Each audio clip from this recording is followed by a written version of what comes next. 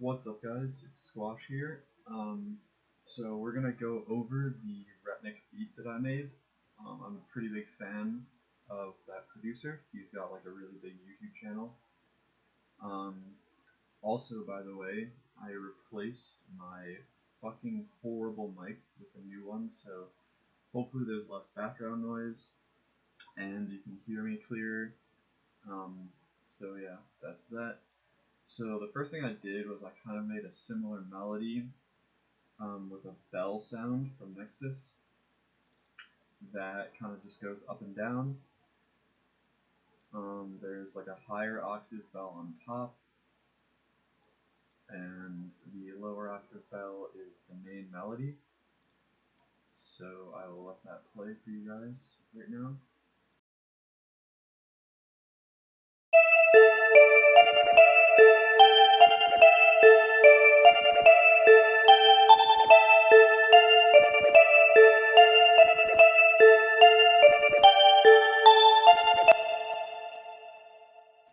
So, as you guys probably heard, there was some glitchiness on that, and so what I did on there was put a gross beat, and so I put a gate on it, so at the end it kind of like cuts in and out really quickly, and then has a glitch effect right on the end, but the mix of the glitch is really low, and the mix of the gate is half, so it's not overbearing, but it still, sounds pretty good with it.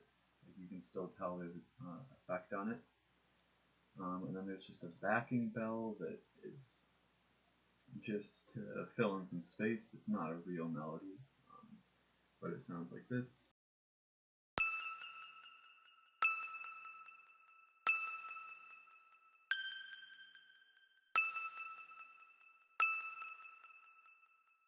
So it's very high octave, and it's got like a sharp start to it, so it kind of complements the original bell melody, and those are the only two melodies that are in the beat. And then we have the last melodic element, which is just a brass hit. Now I actually have two different brass sounds layered on top of each other. This one, I'm not sure where it came from, but it has like a vocal on the end of it. So it sounds like this.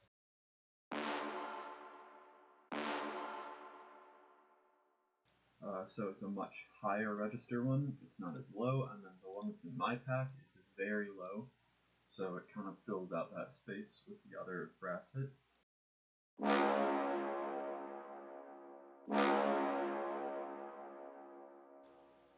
So that's that.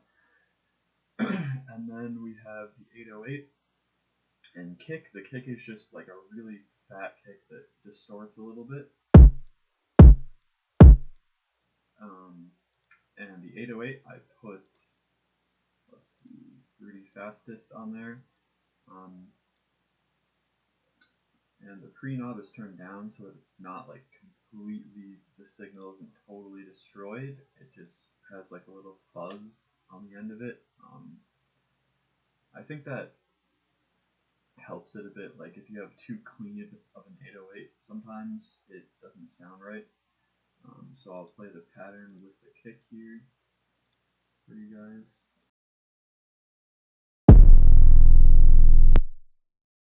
I'm fucking retarded, and the halftime mix-up was on. Not bad.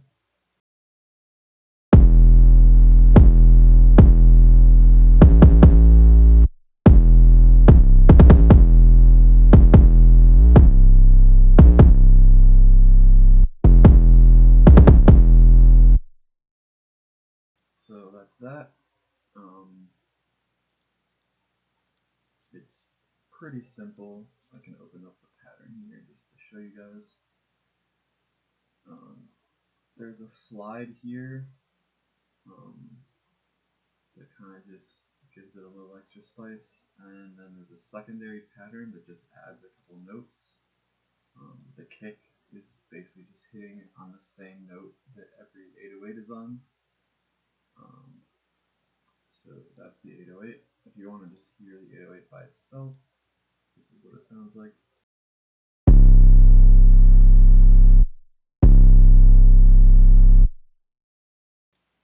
There's a loop point here so that it doesn't stop playing. I did a tutorial on how to do this.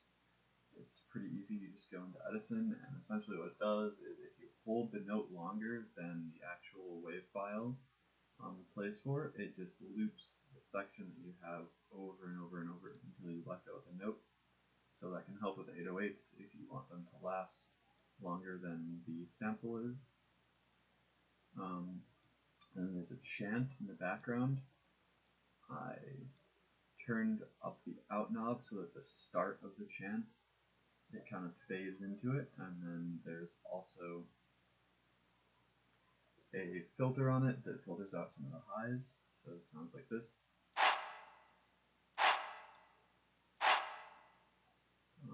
There's some small studio reverb on the back of that, just to make it sound like it's more in the back of the track. Then we have the MIDI snare and clap. So I layered 3 different sounds. So the first is just a pretty generic trap snare. And then we have a clap on top that is much higher register, and it doesn't have much low frequencies in it, unlike that snare, so it kind of fills out that space. And then finally we have a snare from my kit that goes on the bottom of the layer. It's a little bit quieter.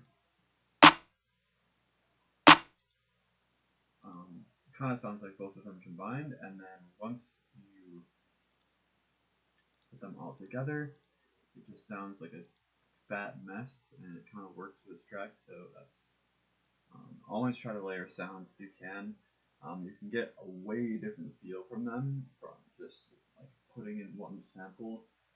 You can put in like 5. I mean, sometimes that's a little bit overkill, but normally 2 does the trick if you want kind of one in a higher register and one that's low frequency, or you just want 2 different sounds together and it kind of makes something totally different.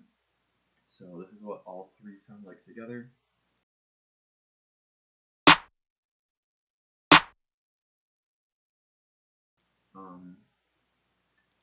And then there's only a couple things left.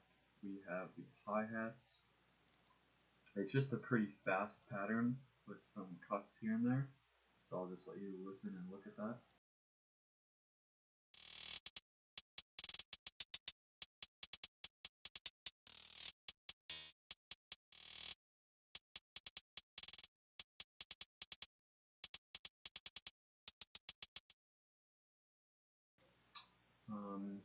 Nothing special really. The hat has the out knob turned up a lot so that it sounds much shorter. And then there is a vocal chant that I put in. It's kind of just like a shout that signifies the next bar when the 808 is going to hit.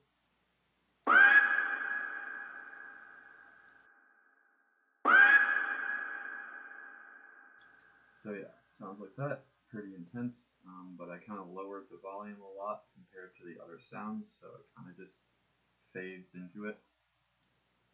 And then I have a crash that plays at the start, right when the tag comes in, and right before the 808 is going to come in. Just that classic Lex Luger Metro Boomin crash. And then we have just a gun cock, which is something any beat that I've seen, at least recently, on RETNIK's channel, his kind of like signature tag is that he has a gun cock and then his tag plays with some like gunshots. I didn't think the gunshots fit, or at least I couldn't make them work, so I think I just made the cock back work with this track. So it is just like You can find these sound effects basically anywhere. So it sounds like this. Put a bunch of reverb on that shit. And then obviously the tag. Squash, squash, squash, squash. And there's just a fruity delay on there. And I think that's the full track. I put some automation over here. I use this plugin called Halftime. I'm not paid by these people to advertise this. It's just a plugin that I found. I don't remember where I found it, but it's like $8 or something like that.